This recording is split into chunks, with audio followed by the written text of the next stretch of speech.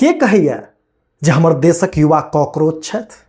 Cockroach जो रहते तो कोनो कोना में अन्हार धुनहार में नुकायल रहते। ब्रो असल बात तो ई छे जे अपना देशक युवा युग द्रष्टा छथि। अब देखो ना, जाय समय में ई भारत देश digital India, make in India और नहीं जाइन कोन कोन इंडिया में बदल रहा है, ठीक ताही समय में हमरा देशक युवा निसंदेह युवती से हो आत्मनिर्भरता से कमालक स्वदेशी मॉडल तकलन अछि जे देख कर सुन कर कॉर्पोरेट जगत में से हो बड़का बड़का थिंक टैंक सब पैन भर रहल छथि। मने ई आत्मनिर्भरताक स्वदेशी मॉडल चिचिया चिचिया के कहै छै जे जखन जमीन पर समस्याक पथार लागि जाय, आंखक सोझा विपत्ति के पहाड़ ठाढ़ भ जाय आ ताई पहाड़ तर पिचाइत के कियाइत बुध काज करब बंद क दे, तो बस अपना आस पास कोनो मोबाइलक टावर ताकू आ छड़प के चढ़ जाओ ओकर फुनगी पर। ओतऽ से आम जनता के कहे शासन प्रशासन धरि अहाँ के शरणागत दिखाई देत।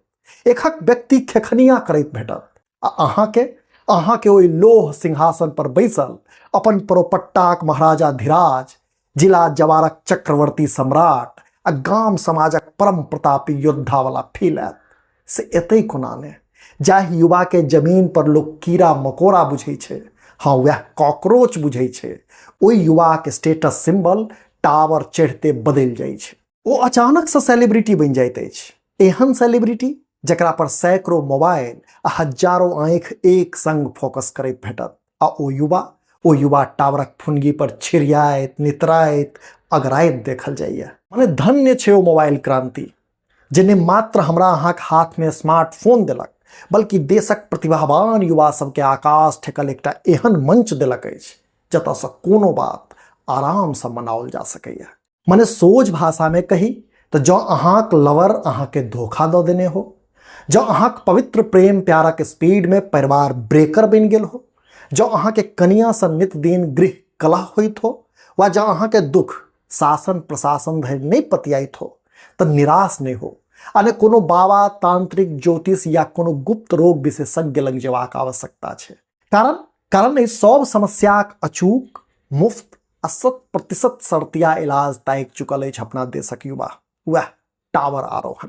मने अहाँ विश्वास करू जो आजादी के समय में आजुक युवा रहतैथ आ ई टावर रहैत तो सत्याग्रह सन प्रतिरोधक आवश्यकता नहीं पड़तै। कारण सत्याग्रह मात्रे सत्यक लेल आग्रह छल, मुदा ई टावर आरोहण निज अधिकारक लेल लड़ब तऽ छैहे, संगे संग सुस्त पड़ल स्थानीय बाजारक मंदी के बुस्ट करबाक एकटा उपक्रम सेहो छै। माने ई कृत्य देशक आर्थिक उन्नतिक सेहो एकटा स्वदेशी मॉडल छै। कारण जेना जेना कोनो युवा टावरक सीढ़ी चढ़ैत अछि तेना तेना नीचा में मेला लगै छै, प्रशासनक सर्कस शुरू भ जाइ छै। चिनिया बादाम से लऽ कऽ पानिक बोतल धरि, मुरही कचरी से लऽ कऽ कुसियारक रस धरि बिकाय लगै छै। एतबे नहीं, नीचा सैकड़ों यूट्यूबरक डिजिटल दुकान सज जाइ छै आ जे जते चिचियाइत अछि तकरा बटुआ में ततेक डॉलर झाड़ै छै। तें जे केओ गोटे ई टावर वाला ट्रेंड के मात्र हाई वोल्टेज ड्रामा कहै छी, हमरा हुनक अर्थशास्त्रक समझ पर संदेह है। देखल जाए तो ई देशक स्मार्ट डेवलपमेंट छै। हम तो कहै छी जे सरकार के आबऽ वाला समय में एहि लेल एकटा टीईटी माने टावर एलिवेशन टेस्ट शुरू कऽ देबाक चाही।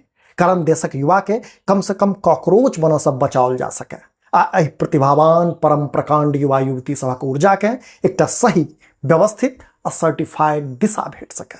कारण हम मानै छी जे सरकार लेल रोजगार सृजन करब आसान नहीं छै, मुदा सर्टिफिकेट देब तऽ आसाने छै, नहीं।